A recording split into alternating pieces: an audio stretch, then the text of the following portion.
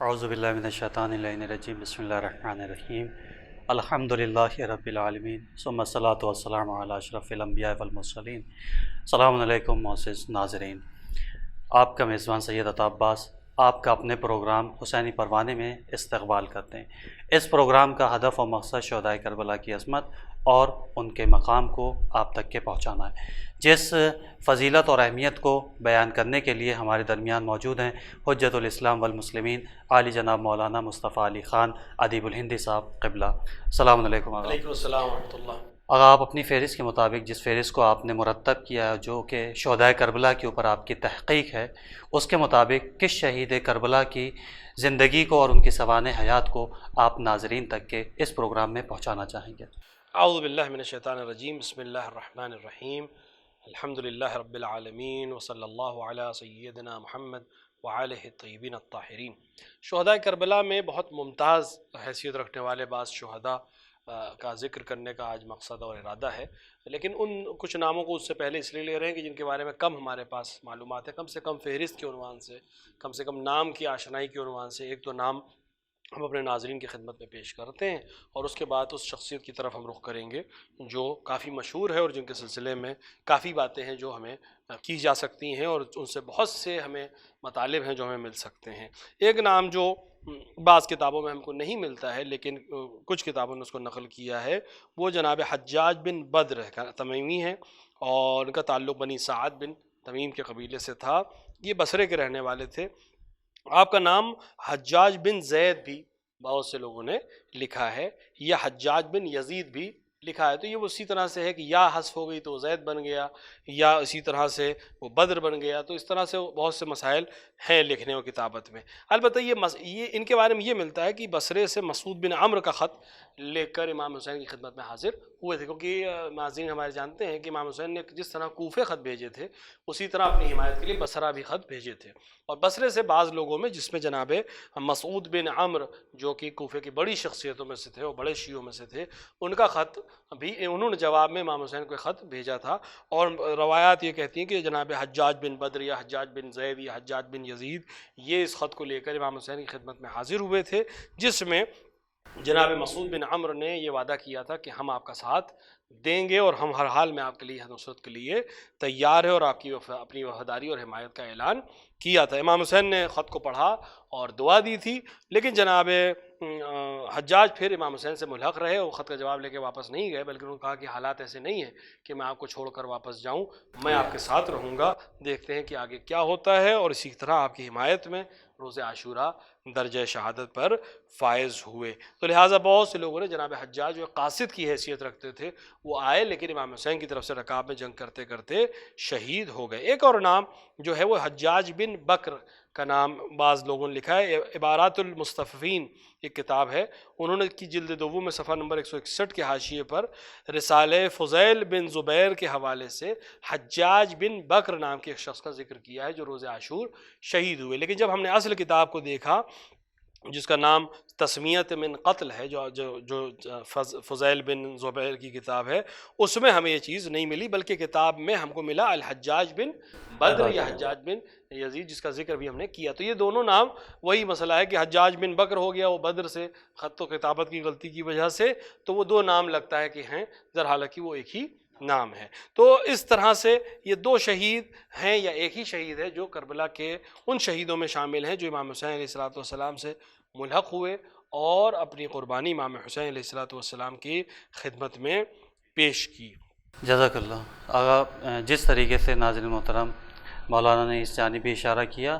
کہ بطور قاصد آئے تھے، لیکن ان کے دل کے اندر معرفت امام کی رمق اور چراغ روشن تھا، جس کی بنیاد کے اوپر وہ واپس نہیں گئے، بلکہ انہوں نے اس چیز کو اہمیت زیادہ دی کہ اپنے آپ کو امام حسین علیہ السلام کی رقاب میں قربان کیا جائے، اور روز عاشور اسی درجے کے اوپر جس درجے کے اوپر بقیہ شہداء کربلا کو جو عظمت و فضیلت حاصل ہے، انہوں نے بھی اپنے جام شہادت نوش فرما کے اس درجے کو حاصل کیا۔ لہذا بہت شکریہ آغا۔ اس کے بعد شہید کربلا کے عنوان سے جس پروگرام کو ناظرین تک کے پہنچانے کا ہدف و مقصد ہے، اس پروگرام میں کس شہید کی فضیلت کو آپ بیان کرنا؟ اب جس شہید کا ہم نام لے رہے ہیں تقریباً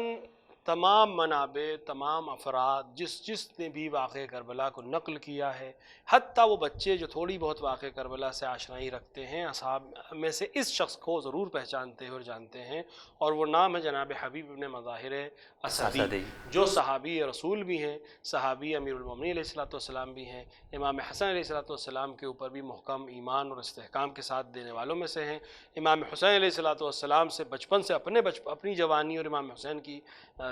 بچپنے سے دوستی رکھنے والے افراد میں سے ہیں، ان افراد میں سے ہیں جن کو امام حسین نے خط لکھ کر اپنی طرف دعوت دی ہے، اور ان افراد میں سے ہیں جنہوں نے امام حسین کے خط کے جواب میں نہ صرف زبان سے لبیک کہا بلکہ عملی لبیک کہا اور کربلا کے میدان میں تشریف لائے۔ بہت سے واقعات آپ سے کربلا کے منسوب ہیں، بہت سے معاملات آپ کے منسوب ہیں، اور ساتھ ہی ساتھ ایک الگ امتیاز بھی آپ کو کربلا کے میدان میں اور شہداء میں الگ سے کچھ چیزیں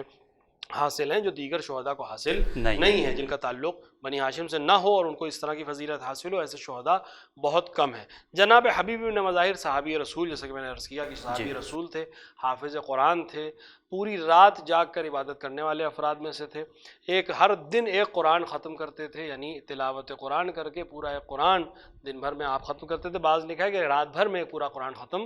کر دیتے تھے۔ ان افراد میں سے تھے کہ جو امام علی علیہ الصلوۃ والسلام کی تمام جنگوں میں امام علی کے ساتھ تھے، یعنی جنگ جمل میں بھی امام علی کے ساتھ تھے، جنگ صفین میں بھی امام علی کے ساتھ تھے، اور جنگ نہروان میں بھی امام علی کے ساتھ تھے۔ بلکہ امیر المومنین کی شرطۃ الخمیس ایک بہت خاص گروہ تھا جو امیر المومنین کی فوجی کارروائیوں کو دیکھتا تھا، اور اس کا کام لوگوں کی مدد کرنا اور ان افراد کی مدد کرنا جو کسی وجہ سے پریشان حال ہوں، جس میں بہت کم افراد تھے۔ شرطۃ الخمیس میں صرف ظاہراً 5 لوگ تھے، اور اس میں حبیب بن مظاہر شامل تھے۔ یہ ان کی عظمت کو بھی بیان کرتا ہے، ان کی بہادری، اور امیر المومنین کے ان کے اعتماد کو بھی ظاہر کرتا ہے۔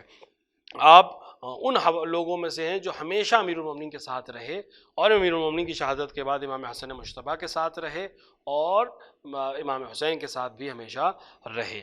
آپ کو یہ سلسلے میں ملتا ہے کہ رجال میں صاحب رجال کشی، یعنی جنہوں نے اپنی کتاب جو ہے الرجال جو مرتب کی ہے، جس کو رجال کشی بھی کہتے ہیں، انہوں نے اپنی روایت کی ہے فضیل بن زبیر سے، جو کہ بڑے راویوں میں سے ہے، اور یہ واقعہ بہت مشہور ہے، ہم صرف تبرکاً اس کو عرض کر رہے ہیں کہ انہوں نے روایت کی کہ حبیب بن مظاہر اور میثم تمار کی گفتگو سنی۔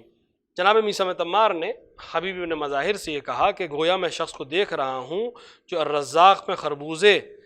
بیچتے ہوئے دیکھ رہا ہوں، اور اہل بیت کی محبت کے جرم میں دار پر چڑھایا جاتا ہے اور سولی پر ہی اس کے شکم کو چاک کیا جاتا ہے۔ جناب میثم نے بھی جناب حبیب بن مظاہر کو ان کی شہادت کی کیفیت سے آگاہ کیا اور کہا کہ میں بھی ایک شخص کو دیکھ رہا ہوں کہ جس کی داڑھی اس کے خون سے رنگین ہوگی، اور وہ فرزند رسول کی محبت میں جام شہادت کو نوش کرے گا، اور اس کا سر تن سے جدا کر کے کوفے میں پھرایا جائے گا۔ اور جب حبیب بن مظاہر اور جناب میثم تمار وہاں سے جدا ہو گئے تو اسی وقت جناب رشید ہجری وہاں پر پہنچے، اور دونوں کی گفتگو کے سلسلے میں کسی نے اس شخص نے جو اس سے سنی تھی، اس نے کہا کہ ابھی 2 شخص کھڑے تھے، وہ اس طرح کی باتیں کر رہے تھے۔ تو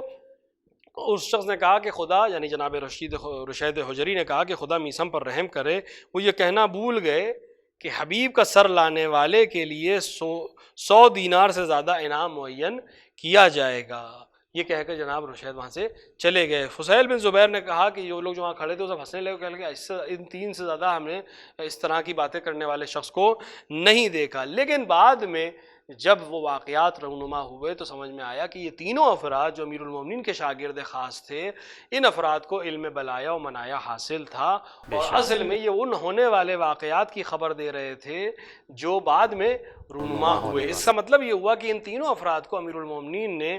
یہ علم بلایا و منایا، یعنی ہونے والے واقعات کی خبر دی تھی، کیونکہ معصومین علیہ الصلوۃ والسلام تو اس علم کے حامل ہیں، کیونکہ خداوند عالم نے ان کو یہ علم دیا ہے، لیکن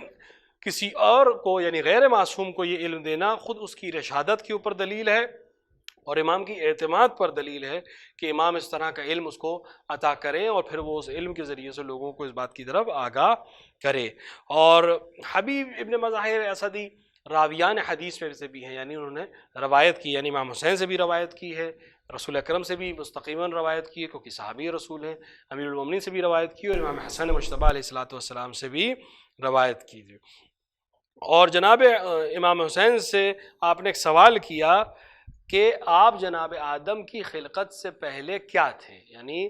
جناب حبیب نے مظاہر نے امام حسین سے پوچھا کہ آپ خلقت آدم کی سے پہلے آپ کیا تھے؟ تو فرمایا کہ میں نور کے پیکر تھا اور عرش ہمارا طواف کرتا تھا، اور فرشتے کے اور خدا کے جو فرشتے تھے تسبیح و تمجید جو تھی ان کو وہ تحلیل یہ کرنا ہم سکھایا کرتے. یہ روایت جو ہے جو امام حسین اور نور پنجتر کے سلسلے میں ہے کہ وہ ان کی خلقت آدم سے پہلے ہوئی ہے اور وہ عرش الہی پر طواف کرتے تھے اور فرشتوں کو تسبیح و تحلیل سکھاتے تھے، اس روایت کے راویوں میں سے ایک راوی جناب حبیب بن مظاہر اسدی بھی ہیں. تو آپ کوفے میں رہنے لگے تھے، کوفے کے بزرگ لوگوں میں سے تھے، قبیلہ بنی اسد سے آپ کا تعلق تھا جو بہت بڑا قبیلہ ہے، اور آج بھی اس کے افراد آپ کو کوفے اور اطراف کوفہ تک کربلا میں مل جائیں گے، قبیلہ بنی اسد سے جن کا تعلق ہے. تو آپ اور اہل کوفہ جیسے جناب سلیمان بن سرد خزائی، مسیب بن نجبہ اور رافع بن شداد، یہ وہ لوگ تھے جو انہوں نے امام حسین کو خط لکھ کے کوفے کی طرف بلایا تھا. یہ خاص شیعہ لوگ تھے جنہوں نے واقعاً امام حسین کو امام سمجھتے ہوئے کوفے کی طرف بلایا تھا. اور امام حسین علیہ الصلوۃ والسلام نے جب جناب مسلم بن عقیل کو بھیجا تھا اور شیعوں کے پاس جمع تھے، تو سب سے پہلے جس انسان نے وفاداری کا عہد کیا تھا وہ جناب حبیب بن مظاہر تھے، کہ آپ نے کھڑے ہو کر کہا تھا کہ میں باقی لوگوں کے بارے میں تو نہیں جانتا، لیکن میں اپنی طرف سے آپ کو یقین دلاتا ہوں کہ میں آپ کا ساتھ دوں گا، اور امام حسین کے ہاتھ پر، آپ کے ہاتھ پر بیعت گویا امام حسین کے ہاتھ پر بیعت ہے، اور میں جب تک میرے جسم میں جان باقی ہے میں آپ کا ساتھ دوں گا. اور اس کے بعد دیگر لوگوں نے بھی تقریر کی تھی کہ جناب حبیب بن مظاہر اور جناب مسلم بن اوسجہ یہ وہ لوگ تھے جنہوں نے جناب مسلم کی بہت زیادہ حمایت کی تھی، اور یہی وہ لوگ تھے جو جناب مسلم کی طرف سے مامور تھے کہ دیگر افراد سے بیعت لیں. تو جناب حبیب بن مظاہر اور جناب مسلم بن اوسجہ کوفے میں لوگوں سے بیعت لے رہے تھے. البتہ اور جناب مسلم کی شہادت اور اہل کوفہ کی بے وفائی کے بعد جناب مسلم بن اوسجہ اور جناب حبیب بن مظاہر اپنے قبیلے کے لوگوں نے ان کو چھپا لیا تھا، ورنہ یہ چونکہ یہ لوگ سرکردہ لوگ تھے تو بہت یقینی تھا کہ ابن زیاد پھر جناب مسلم کے بعد جناب حبیب بن مظاہر اور جناب مسلم بن اوسجہ کو قتل کرنے کی کوشش کرے گا اور ان کو سزا دینے کی کوشش کرے گا. لہٰذا آپ جو تھے کوفے میں روپوش ہو گئے تھے، اپنے قبیلے کے لوگوں میں چھپ کر رہ رہے تھے. اور جب امام حسین علیہ الصلوۃ والسلام کو جناب مسلم کی شہادت کی خبر ملی تو آپ نے خط جناب حبیب بن مظاہر کو لکھا. بعض کہتے ہیں کربلا پہنچنے کے بعد امام حسین نے خط لکھا، اور بعض کہتے ہیں کہ نہیں، جب جناب مسلم کی خبر مل گئی شہادت کی تب امام حسین نے جناب حبیب کو خط لکھا. علی کل حال جناب حبیب بن مظاہر کو پہلے خط لکھا گیا ہو یا بعد میں خط لکھا گیا ہو، بہرحال ان افراد میں سے ہیں جن کو امام حسین نے باقاعدہ خط لکھا، اور اس خط سے ہی جناب حبیب بن مظاہر کی عظمت کے سلسلے میں ہم کو خبر ملتی ہے، کیونکہ من حسین الغریب الی الرجل الفقیہ کا جملہ دیکھیں، فقیہ کہنا ہمارے اور آپ کے لیے بہت آسان ہے، ہمارے درمیان بہت سے فقہا ہیں اور خدا ان سب کو حفظ کرے، لیکن انسانوں کے درمیان، عام لوگوں کے درمیان، عام انسان کا ایک دوسرے کو فقیہ کہنا ایک الگ بات ہے، اور امام معصوم کا کسی کو فقیہ کہنا بالکل الگ بات ہے. امام معصوم حبیب بن مظاہر اسدی وہ کہہ رہے ہیں کہ آپ رجل فقیہ ہیں، آپ فقیہ ہیں، آپ پڑھے لکھے ہیں اور جد و جہد کرنے والے اور اہل نظر افراد میں سے ہیں، اور آپ کو اہل بیت کی عظمت اور میرا مقام معلوم ہے. اور اس خط کو ملنے کے بعد جناب حبیب بن مظاہر، بعض روایت کہتی ہیں کہ انہوں نے اپنی زوجہ سے کہا کہ میں سوچ رہا ہوں کہ کیا کروں، تو ان کی زوجہ نے ان سے کہا کہ کیسی باتیں کرتے ہو، فرزند رسول تمہیں بلا رہے ہیں اور تم سوچ رہے ہو. تو انہوں نے کہا نہیں، میں تمہارا امتحان لے رہا تھا، کیسے ممکن ہے کہ فرزند رسول مجھے مدد کے لیے پکارے اور میں ان کی مدد کے لیے نہ جاؤں. اور بعض روایات اس طرف اشارہ کرتی ہیں کہ جناب حبیب نے اپنے غلام کو گھوڑا لے کر اس سے کہا کہ تم کوفے کے باہر فلاں مقام پر میرا انتظار کرنا، کیونکہ اس طرح میرا کھلے عام نکلنا آسان نہیں ہوگا، اور ہر طرف ناکہ بندی ہے، مجھے گرفتار کیا جا سکتا ہے، میں رات کے کسی پہر میں نکل کر تمہارے پاس فلاں مقام پر پہنچوں گا. اور اس روایت کی طرف اکثر علماء نے اشارہ کیا ہے کہ جب جناب حبیب چھپتے ہوئے وہاں پہنچے تو انہوں نے دیکھا کہ گھوڑا کافی بے چین ہے، اور وہ غلام اس سے یہ کہہ رہا ہے کہ اے اسب تو پریشان نہ ہو، اگر میرے مالک نہیں آئے تو میں تجھ پر سوار ہو کر امام حسین کی مدد کے لیے جاؤں گا. اور اس وقت جناب حبیب بن مظاہر نے یہ جملہ کہا تھا کہ آل محمد پر یہ مظلومیت آ گئی کہ حبش اور دیلم کے غلام بھی اپنی جان ان پر قربان کرنا چاہتے ہیں، یہ ان کی مظلومیت ہے. بہرحال جناب حبیب بن مظاہر اس گھوڑے پر سوار ہو کر کربلا پہنچتے ہیں. بعض روایات میں ہے کہ جناب حبیب اور ان کے غلام دونوں گئے، کیونکہ جناب حبیب اس غلام کو آزاد کرنا چاہ رہے تھے، تو اس نے کہا کہ میں دنیا میں آپ کے ساتھ تھا، کہ آخرت میں اپنے ساتھ نہیں رکھیں گے؟ تو بعض روایت میں کہ غلام بھی آپ کے ساتھ گیا، یا دونوں ایک ہی سواری پہ گئے، یا تھوڑی دیر آپ پیدل چلتے تھے، تھوڑی دیر غلام پیدل چلتا تھا۔ بہرحال وہ کوفے گئے، کوفے سے کربلا گئے، اور کربلا میں امام حسین علیہ السلام کے لشکر سے ملحق ہوئے۔ بعض روایت میں ہے کہ جناب حبیب کوفے کے نزدیک جو بنی اسد کے قبائل رہتے تھے، پہلے ان کے پاس گئے، یعنی کربلا پہنچنے سے پہلے بنی اسد کے پاس گئے، اور ان کے بزرگوں سے یہ کہا کہ امام حسین تمہارے نزدیک ہیں، ان کی مدد کے لیے آؤ۔ تو بعض روایت میں کہ 100 لوگ امام حسین کی حمایت کے لیے جناب حبیب کے ساتھ کربلا کی طرف روانہ ہوئے، لیکن ابن زیاد کے لشکر نے اس کا راستہ پوری طرح سے مسدود کر دیا کہ اس پہ صرف جناب حبیب 1-2 لوگوں کے ساتھ کربلا پہنچ سکے، باقی افراد یا راستے میں قتل کر دیے گئے یا واپس اپنے اپنے قبیلے چلے گئے۔ بہرحال جناب حبیب نے مظاہر کربلا پہنچ گئے۔ کربلا میں بہت سے کام ہیں جو آپ نے انجام دیے، گفتگو کی آپ نے، چونکہ آپ کوفے کے رہنے والے تھے، افراد سے گفتگو کی، امر سعد سے بہت دفعہ گفتگو کی کہ کسی طرح یہ جنگ رک جائے، یہ جنگ نہ ہو، اور امام حسین علیہ السلام پر جو پانی کی بندش ہے، اس طرح کی چیزیں ختم کی جائیں، لیکن امر سعد نے ان کی بات نہیں سنی۔ شب عاشور بھی جب امام حسین علیہ السلام نے چراغوں کو گل کر دیا اور پھر دوبارہ روشن کیا اور اپنے اصحاب سے جانے کو کہا تھا، تو جن افراد نے تقریر کی اور اپنی وفاداری کا اعلان کیا، اس میں جناب حبیب نے مظاہر سر فہرست ہیں کہ آپ نے وفاداری کا اعلان بھی کیا، اور یہ عنوان کیا کہ ہم 1000 بار بھی عقل قتل کیے جائیں تب بھی آپ کی حمایت سے باز نہیں آئیں گے۔ تو جناب حبیب نے مظاہر اتنی شخصیتوں کے حامل تھے، اور ان کی عظمت کے اوپر ایک اور دلیل یہ ہے کہ جب امام حسین علیہ السلام نے صبح عاشور اپنے لشکر کو مرتب کیا تو آپ نے باقاعدہ لشکر کو ترتیب دی، جو امام حسین کی عظمت کو اور ایک درس ہے ہمارے لیے کہ ولو جماعت چھوٹی سی ہو لیکن ترتیب اس اور نظم اس کے اندر ہونا چاہیے۔ تو جنگ کا نظام یہ ہے کہ میمنہ ہونا چاہیے، میسرہ ہونا چاہیے، قلب لشکر ہونا چاہیے، علمدار ہونا چاہیے، ولو ہم 100 لوگ ہیں یا 100 سے کم افراد ہیں، لیکن امام نے اپنے لشکر کو مرتب کیا، اور جناب حبیب نے مظاہر کو ایک طرف کا سالار بنایا اور ایک طرف جناب زہیر ابن قین کو سالار بنایا، اور قلب لشکر میں خود ابوالفضل عباس علیہ السلام موجود تھے۔ اس سے پہلے بھی جب شب عاشور بلکہ عصر 9 محرم کو جب لشکر ابن زیاد نے امام حسین کے خیمے کی طرف حملہ کرنے کی کوشش کی تھی، تو جناب عباس کے ساتھ جو افراد وہاں گفتگو کرنے گئے تھے اس میں جناب حبیب نے مظاہر بھی موجود تھے، اور رات کی مہلت جو مانگی گئی تھی اس میں جناب حبیب نے مظاہر کا ایک نمایاں کردار موجود تھا۔ اور اسی طرح جب میسرے کے سردار بن گئے، اور آپ اس سے پہلے بھی رات کے وقت تقریباً ایک دفعہ آپ نے کوشش کی تھی کہ نہر کے اوپر حملہ کر کے پانی لایا جائے، لیکن 4000 سواروں نے نہر کو پوری طرح سے گھیر لیا تھا، لہٰذا آپ اس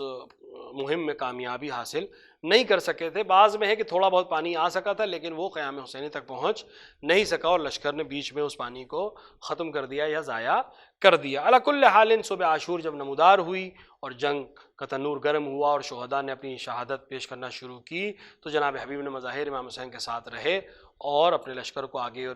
کی طرف بڑھاتے رہے، امام حسین کی حمایت کرتے رہے، یہاں تک کہ ظہر کی نماز کا وقت آیا، اور امام حسین علیہ السلام نماز کی جب مہلت چاہتے تھے اور لشکر نے کہا کہ ہم تمہاری نماز کو قبول نہیں، اعوذ باللہ یہ جملہ کہا کہ آپ کی نماز قبول نہیں ہے، تو جناب حبیب نے مظاہر اسدی نے کہا کہ اے امام اب آپ نماز پڑھیے، میں اس گستاخ کو اس کی گستاخی کا جواب دیتا ہوں۔ یہ کہہ کر آپ جنگ کے لیے روانہ ہوئے اور جنگ کرتے رہے، ادھر امام نے نماز تمام کی، ادھر جناب حبیب نے مظاہر نے اپنا جنگ تمام کرتے ہوئے جام شہادت کو نوش کیا، اور جناب حبیب نے مظاہر کی بالین پر جب امام حسین پہنچے تو آپ کی داڑھی اپنے خون میں آغشتہ تھی، اور امام حسین علیہ السلام نے ان سے گفتگو کی، ان کو بشارت دی، ان کو یاد دلایا کہ جو وعدہ تھا وہ وعدہ پورا ہو گیا۔ جناب حبیب نے مظاہر شہادت سے پہلے جب جناب حبیب نے مظاہر میدان میں جاتے ہیں تو اپنا ایک جملہ کہتے ہیں کہ جو میں چاہ رہا تھا کہ ناظرین کے لیے پیش کر دوں، کہ آپ نے فرمایا کہ انا حبیب و ابی مظہر یا مظاہر فارسن حیجا و لیس قصور وفی یمینی صارم مذکر وفیکم نار الجحیم تصعیری، کہنے چاہ رہے کہ میں حبیب نے مظاہر ہوں اور میں ایک شیر ہوں، اور شیر کی طرح سے تم سے جنگ کرنے آیا ہوں، اور میرے پاس جو ہے وہ ایک بہترین تلوار ہے جس سے میں تم لوگوں کو جہنم کی آگ کی طرف بھیجوں گا. اور اس طرح ایک پورا مفصل شعر ہے اور مختلف لوگوں کو آپ نے بڑے بڑے پہلوانوں کو شام کے اور کوفے کے آپ نے اس جنگ میں شکست دی. اور جب آپ کو قتل کر دیا دشمنوں نے اور آپ کے سر کے سلسلے میں یہ جھگڑا ہوا، آپ ان شہیدوں میں سے جن کے قتل کے سلسلے میں آپس میں یہ تھا کہ ہر ایک یہ چاہتا تھا کہ ہم بتائیں کہ ہم نے حبیب بن مظاہر کو کیا ہے. لہٰذا حسین بن تمیم اور ایک اور تمیمی شخص تھا، اس کے درمیان اس بات پر جھگڑا ہونے لگا کہ ہم نے قتل کیا ہے. تو اس پہ طے ہوا کہ حبیب مظاہر کا سر جو ہے وہ حسین بن تمیم کو دے دیا جائے گا، اور اس کے جو سر کو وہ اس نے گھوڑے کی اپنی گردن میں باندھ دیا، یہ بتانے کے لیے کہ وہ جو ہے وہ اس نے قتل کیا ہے، اور بعد میں تمیمی جو دوسرا شخص تھا اس کے ہاتھ میں وہ سر دے دیا جائے گا. اس طرح کے دونوں لوگ اس کے قتل میں شریک. اور جب یہ کوفے آیا تو ابن زیاد نے بالکل اسی پیشن گوئی کی طرح اس انسان کو کہ جس نے حبیب بن مظاہر کو قتل کیا تھا، اپنے اس سر کے انعام میں 100 درہم سے زیادہ رقم دی. لیکن روایت یہ بھی ایک اشارہ کرتی ہے کہ جناب حبیب بن مظاہر کے بیٹے تھے جناب قاسم، انہوں نے اپنے باپ کے قاتل کو پہچان لیا تھا جب وہ سر لے کر آیا تھا، اور یہ اس فراق میں تھے کہ جب بھی مجھے موقع ملے میں اپنے باپ کا قصاص لے لوں. اور روایت بتاتی ہے کہ جب مصعب نے جمیرہ پر حملہ کیا تو قاسم اپنے باپ کے قاتل کو پہچان گئے اور اس کو قتل کر دیا. اس طرح سے جناب حبیب بن مظاہر کے بیٹے نے اپنے باپ کے قاتل کو قتل کر کے اپنا قصاص حاصل کر لیا. تو کربلا کے نامور شہیدوں میں جناب حبیب بن مظاہر کا نام شامل ہے. اور ایک بہت خاص بات جو ہم ناظرین تک پہنچائیں، البتہ ناظرین اس چیز سے آگاہ ہیں، جنہوں نے بھی کربلا کی زیارت کی ہے انہوں نے اس منظر کو دیکھا ہے، اور جنہوں نے نہیں دیکھا ہے خدا ان کو نصیب کرے. ہندوستان میں خصوصاً بر صغیر میں خصوصاً شہر لکھنؤ میں بہت سی کربلائیں ایسی بنی ہیں جو کربلا کی بالکل شبیہ ہیں، اور بعض جگہ پر بالکل اسی طرح سے کاپی بنائی گئی ہے جیسے کہ کربلا معلیٰ میں اصل قبر موجود ہے. تو وہاں پر جناب حبیب ابن مظاہر کو ایک خاص امتیاز جو حاصل ہے وہ یہ ہے کہ آپ کی قبر گنج شہداء سے الگ ہے. جی، یعنی آپ کی قبر جو ہے وہ گنج شہداء جو امام حسین کی ایک طرف ہے اس کے بالکل دوسری طرف، یعنی گنج شہداء سے بالکل اپوزٹ سائیڈ، اور امام حسین کی قبر اور قتلگاہ کے درمیان جناب حبیب بن مظاہر علیہ السلام کی قبر اطہر ہے. اور چونکہ ہم جانتے ہیں کہ ساری قبریں امام زین العابدین علیہ السلام کے اشارے پہ مرتب ہوئی ہیں، لہٰذا یہ شرف بھی امام زین العابدین علیہ السلام نے آپ کو دیا کہ آپ کا مزار الگ رہے. اور ایک خاص بات جو ایک عالم دین نے نقل کی، جنہوں نے عالم مکاشفہ میں جناب حبیب بن مظاہر کی زیارت کی تھی، انہوں نے اس بات کی طرف اشارہ کیا کہ جناب حبیب بن مظاہر سے میں نے سوال کیا کہ آپ کو ایک عظیم امتیاز حاصل ہے کہ آپ امام حسین علیہ السلام کے حرم میں الگ بارگاہ رکھتے ہیں، کیا اس سے علاوہ بھی کوئی آپ کو شرف چاہیے تھا؟ تو انہوں نے کہا کہ ہاں، میں خواہاں ہوں کہ میں مجالس حسین میں آ کر لوگوں کی اور زائرین کی اور عزاداروں کی خدمت کر سکوں. تو یہ جو شرف ہم کو ملا ہے عزاداری سید الشہداء علیہ السلام کا، یہ کم شرف نہیں ہے. حبیب ابن مظاہر جیسا شخصیت جو شہید کربلا بھی ہیں، صحابی رسول بھی ہیں، وہ اس شرف کے خواہاں ہیں. کہ خدا سے دعا ہے کہ وہ ہمیں توفیق عطا فرمائے کہ ہم صحیح معنوں میں معرفت کے ساتھ عزاداری سید الشہداء کر سکیں. بہت شکریہ آقا کہ آپ نے اپنے قیمتی وقت کے ساتھ جناب حبیب ابن مظاہر کی شخصیت کے رونما کیا اور ان کو ناظرین تک اس پیغام کو پہنچایا. لہذا انشاءاللہ اگلے ایپیسوڈ میں اسی پروگرام کو جاری رکھتے ہوئے جناب حبیب ابن مظاہر کی شخصیت کو آپ کی خدمت میں عرض کریں گے. جب تک کہ اجازت کے طلبگار ہیں، والسلام علیکم ورحمۃ اللہ وبرکاتہ. آخر میں مل کے اپنے وقت کے امام کی ظہور کی دعا کرتے ہیں. بسم اللہ الرحمن الرحیم. اللہم عجل لولیک الفرج. Oh